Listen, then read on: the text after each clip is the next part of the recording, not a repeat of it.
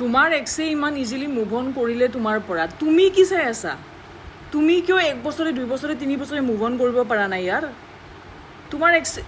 তোমাৰ এক্সে ইজিলি 10 দিনত এসপ্তাহত মুভ অন কৰিছে, এমাহত গাৰ্লফ্ৰেণ্ডো পতাই লৈছে, এমাহত বয়ফ্ৰেণ্ডো পতাই লৈছে, আৰু তুমি 2 বছৰে 1 বছৰে পাহৰিবই পৰা নাই। তোমাৰ লাইফত যিখিনি ভাল মানুহ আহিব বিচাৰে সেইখিনিকো তুমি মানে আঁতৰাই দিয়া যে নাই, তাইৰ নিচিনা সিৰ নিচিনা হ'ব নোৱাৰে।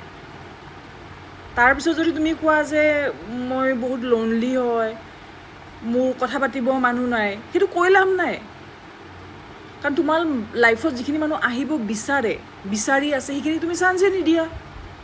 তুমি এই ফকতীয়া যোনে তোমাক 1 ছেকেণ্ডত এৰিব পাৰিছিলে, ঠগাব পাৰিছিলে, ঠিক আছে, সেইবোৰ মানুহৰ কাৰণে পাগল হৈ থকা, যোনে তোমাক বাৰ বাৰ কষ্ট দিছে সেইবিলাক মানুহৰ কাৰণে পাগল হৈ থকা, যোনে তোমাক কেতিয়াবাই এৰি গুচি গৈছে, ঠিক আছে, যোনে তোমাক বাৰ বাৰ মেনুপুলেট কৰি আছিলে, এই আহিব এই যাব, এই আহিব এই যাব, এই ভাল পাওঁ বুলি ক'ব, এই ভাল নাপাওঁ বুলি ক'ব, আজি কিবা কালি কিবা।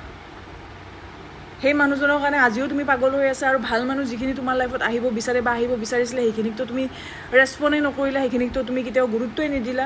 এতিয়া তুমি নিজকে লোনলি ক'লে কি হ'ব? কি হ'ব এইটো কোৱা? নিগেটিভ মানুহক যেতিয়া লাইফৰ পৰা যাব দিবা তেতিয়াতো পজিটিভ মানুহে তোমাক এট্ৰেক্ট কৰিব না, কৰিবনে নকৰিব?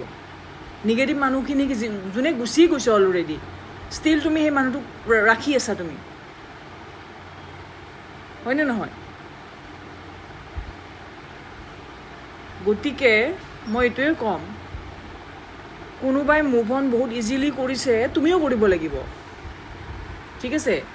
ঠিক আছে বাৰু, সেইজনে বা সেইজনীয়ে চিট কৰা নাছিলে, যি নহওক কিয়, কাজিয়া কৰি কিনে ব্ৰেকআপ কৰিছিলেতো, কিবা এটা ৰিজন বিচাৰিছিলেতো তোমাৰ পৰা দূৰত যাবৰ কাৰণে। ইজিলি মুভ অন কৰিলে তুমিও কৰা। তোমাক কোনোবাই এৰি থাকিব পাৰে যদি তুমি কিয় নোৱাৰাহে? কিয় নোৱাৰা? জন্মৰ পৰা আছিলা নেকি? নাছিলা ন?